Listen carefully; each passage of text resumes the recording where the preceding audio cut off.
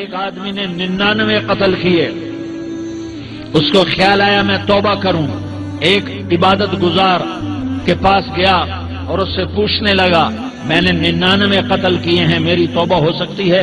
اس نے کہا ہرگز نہیں، تو بڑا ظالم ہے، تیری کوئی توبہ نہیں۔ اس کو غصہ چڑھا، اس نے اسے بھی قتل کر دیا، 100 کر دیے۔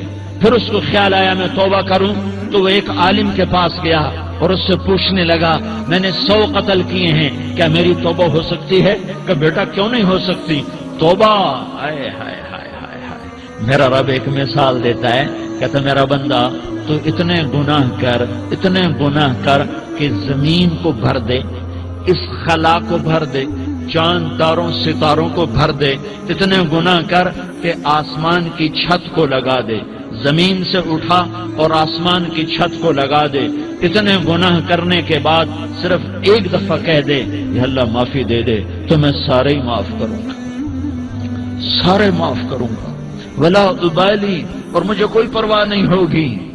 میں کہا بیٹا گناہوں کی معافی تو یقیناً ہے، لیکن توبہ کا ہونا ضروری ہے، تیری توبہ پکی ہونے کے لیے یہ ماحول چھوڑنا ضروری ہے، تو یہ بستی چھوڑ کے اس بستی میں چلا جا، وہاں نیک لوگ رہتے ہیں، ان کی صحبت میں تو رہے گا تو تیری توبہ پکی ہو جائے گی۔ اس نے کہا میری معافی ہو جائے، میری معافی ہو جائے، میں ہر کام کرنے کو تیار ہوں۔ بوریا بستر اٹھایا، جو تبلیغ والے کہتے ہیں گھر چھوڑو، لیاری چھوڑو، بستر اٹھاؤ اور چلے کے لیے نکلو، 4 مہینے کے لیے نکلو کہ اپنی توبہ کو پکا کرو، ورنہ ماحول کی گندگی پھر آدمی کو گرا دیتی ہے، پھر گرا دیتی ہے، پھر گرا دیتی ہے۔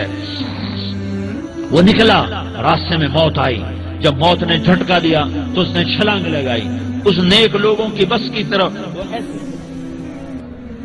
اس کے ہاتھ اس کے آگے اور پورا جسم ایسے آگے پھیلا ہوا۔ اللہ تعالیٰ نے لیاری والوں کو قصہ سنانا تھا تو دونوں فرشتے بھیج دیے، جنت کا بھی آ گیا، جہنم کا بھی آ گیا۔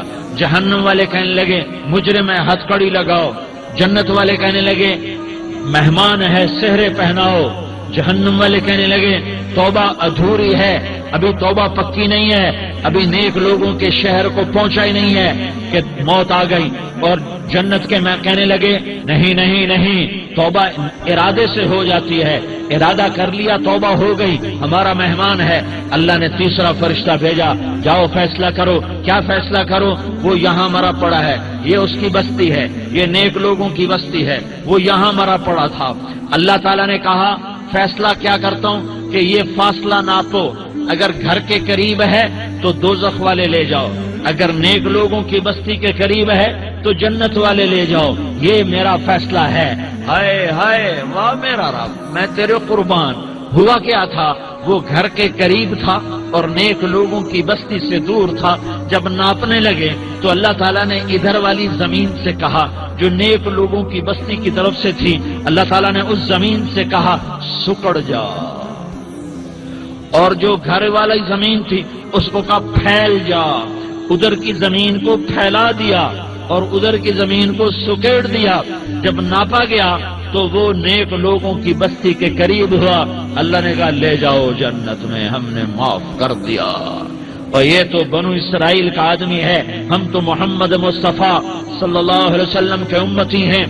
ایک بنو اسرائیل کا آدمی، اس کا نام تھا کفل، اور روزانہ رات کو نئی لڑکی اس کے پہلو میں آتی، شراب کا دور چلتا اور زنا کا کب سے منہ کالا کرتا۔ ایک رات ایک لڑکی کو 60 دینار دے کر لایا، 60 دینار کوئی 10 لاکھ روپیہ بنتا ہے۔ کیا مال تھا کہ ایک رات کا 10 لاکھ دے کر آیا۔ جب کمرے میں داخل ہوا تو وہ لڑکی رو رہی تھی، تو کفل نے پوچھا کیوں رو رہی ہو؟ میں نے زبردستی تو نہیں کیا۔ تو وہ اس نے روتے ہوئے کہا کفل میں پیشہ ور عورت نہیں ہوں، میں عزت دار عورت ہوں، مجھے بھوک نے یہاں تک پہنچایا ہے۔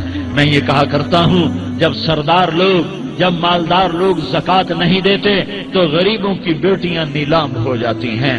مالداروں سے کہتا ہوں، ان سرداروں سے کہتا ہوں کہ اللہ کے نام پر دیا کرو کہ غریبوں کی بیٹیوں کی عزتیں بحال رہیں۔ تو کفل نے جب دیکھا اور جب سنا، آنسوؤں کو دیکھا اور اس کی بات کو سنا، تو وہ اس کا وحشی دل، پتھر دل، کیا آنسوؤں نے کام کیا کہ وہ رونے لگا۔ کفل رونے لگا اور کہنے لگا کہنے لگا بہن جس عزت سے آئی تھی اسی عزت سے واپس چلی جا، اور میں بڑا کتا انسان ہوں، میں بہت گندا انسان ہوں، میں تیرے آنسوؤں کے طفیل توبہ کرتا ہوں، تو میرے لیے دعا کر دے، اللہ میری بخشش کر دے، اور تو چلی جا اپنی عزت کی سلامتی کے ساتھ، اور جو مال میں نے تمہیں دیا تھا تمہیں ہدیہ۔ وہ بچی گھر پہنچی اور کفل کو پتہ نہیں اگلے لمحے کیا ہونے والا ہے، تھوڑی دیر کے بعد کفل مر گیا،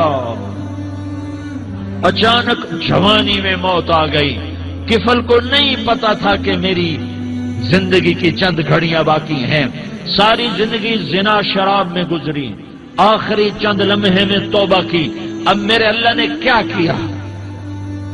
اللہ، ارے اللہ کے بن جاؤ، ہاتھ جوڑتا ہوں، اللہ کے بن جاؤ، اللہ کو اپنا بنا لو، اللہ کو اپنا بنا لو، اللہ کو اپنا بنا لو، اللہ سے دوستی لگا لو، اللہ سے یاری لگا لو، اللہ کے آگے سر جھکا لو، ایک دوسرے سے محبت والے بن جاؤ۔ ہاں ہاں، یہ وہ شخص تھا، کل اس کی میت کو دیکھ کر کوئی اس کو کندھا دینے نہ آتا، اس کے اپنے بھی اس کو غسل نہ دیتے، اس کے اپنے اس کو کفن نہ دیتے، یہ ایسا ظالم بدماش نافرمان تھا۔